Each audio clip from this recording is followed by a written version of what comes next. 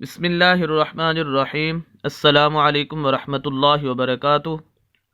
دوستو، آج آپ حضرات کے سامنے نبی اکرم صلی اللہ علیہ وسلم کی بتائی ہوئی ایک بہترین دعا، خصوصاً ان لوگوں کے لیے جن پر بہت زیادہ قرض ہو اور قرض سے نجات کی کوئی صورتحال نظر نہ آ رہی ہو، تو وہ اس دعا کو ہر فرض نماز کے بعد اور عام حالات کے اندر اس کو بار بار پڑھیں۔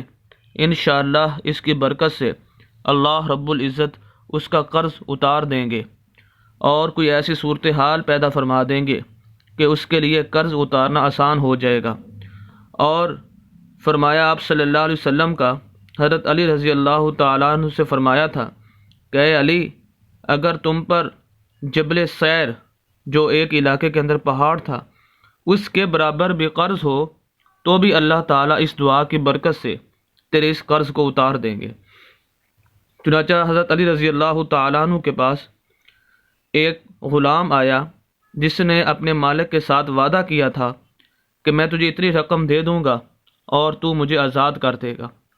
تو حضرت علی رضی اللہ تعالیٰ عنہ کے پاس وہ آیا اور کہنے لگا کہ وہ رقم مجھے نہیں مل رہی۔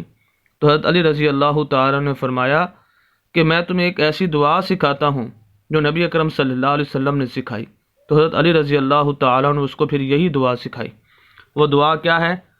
اللہم اکفنی بحلالک عن حرامک واغننی بفضلک عمن سواک۔ اللہم اکفنی بحلالک عن حرامک واغننی بفضلک عمن سواک۔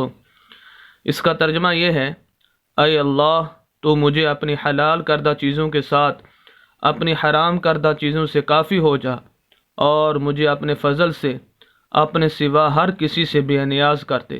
یہ سنن ترمذی کی حدیث نمبر 3563 ہے۔ تو اس